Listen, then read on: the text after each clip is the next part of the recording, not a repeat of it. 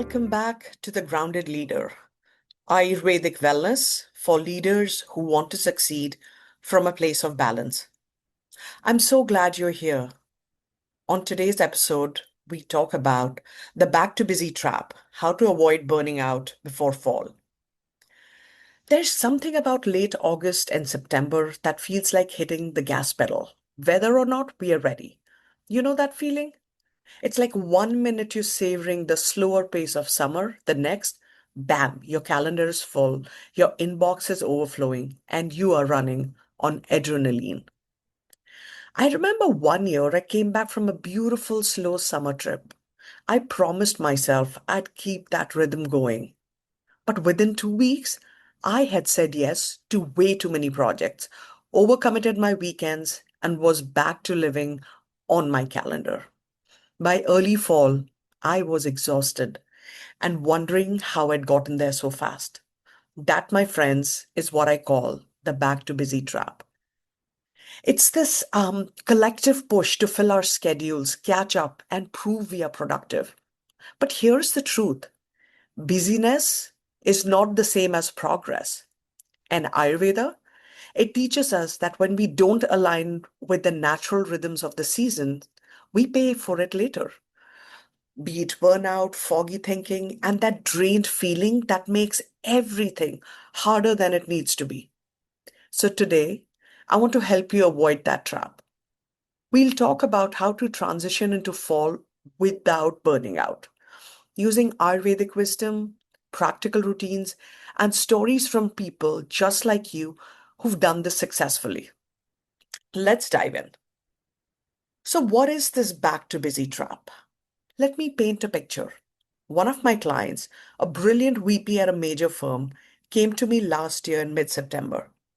She said, "Summer felt too slow, Shweta. I need to make up for lost time." Within 3 weeks, she was sleeping less, skipping meals, and already exhausted. Sound familiar? She's not alone. We've been conditioned to equate full calendars with worthiness. This is the trap, believing that busier automatically means better. It often happens because of the academic and work cycles. September feels like a fresh start month. There's guilt over having rested in the summer. There's societal pressure to hustle. But here's the cost. When you don't give yourself a transition period, you burn out before the real work of fall even begins. Here's a question for you. Look at your own calendar right now. Did you give yourself space to transition? Or did you just jump in full throttle? Just notice it. No judgment, awareness only. So, how does Ayurveda see this transition? Ayurveda has such a beautiful lens for this time of the year. Let me explain this.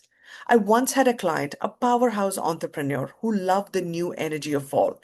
She'd launch projects, reorganize her whole life in September, and ride that Pitta energy. But by October, she was depleted and scattered. Why? Because she didn't account for what Ayurveda calls the Pitta to Vata shift. So in late summer, we are still in Pitta season, fiery, driven, ambitious. But as we move into fall, Vata rises. Airy, mobile, light, these are all Vata traits. When you combine those two, it's a recipe for overextension and mental overload if you don't stay grounded. So the Ayurvedic invitation is this: don't just jump into fall. Transition slowly. Ground yourself. Create routines that support your nervous system and energy, not deplete them. So, how do you step out of the trap? All right, let's get practical. How do you actually do this? First, ground your mornings. One founder I work with swapped her iced lattes for warm herbal teas and added just 5 minutes of self massage with warm oil before her day. Within 2 weeks, her energy wasn't spiking and crashing anymore. It was steady. Start the day with warmth, grounding foods, oil massage, or even a few minutes of deep breathing. Second, redefine your schedule. Ask yourself, is my calendar aligned with my priorities or just other people's expectations? Build in buffer zones. Say no to things that aren't essential. I allocate intentional rest time every weekend in my calendar. Third, protect transition time. Don't go from beach to boardroom overnight. Even one unstructured evening a week where you don't do, fix, or plan, it can recalibrate your nervous system. Fourth, create a seasonal ritual. This could be a Sunday evening grounding practice, journaling, cooking a warm meal, or taking a nature walk to reset for the week. And finally, the fifth one, listen to your energy, not your to-do list. Instead of asking, did I get everything done? Try asking, do I feel aligned? That's the Ayurvedic measure of success. Here's a quick journaling prompt for you for all of those people who love journaling. What can I release from summer so I can enter fall lighter? And if you're into written affirmations, you can write it and on a post-it and put it on your table or inside your bag or wallet. What can I release from summer so I can enter fall lighter? So the mindset shift for leaders, and here is the mindset shift I want you to hold on to. You don't have to prove your worth through busyness. I tell my clients all the time, bad to busy isn't a badge of honor. It's a warning sign. So here is an affirmation for you this season. This fall, I choose grounded progress over frantic productivity. Say it out loud, write it down, put it somewhere you'll see it daily. Friends, here's your reminder. This season is not asking you to sprint. It's asking you to move intentionally. Protect your energy and you'll thrive later.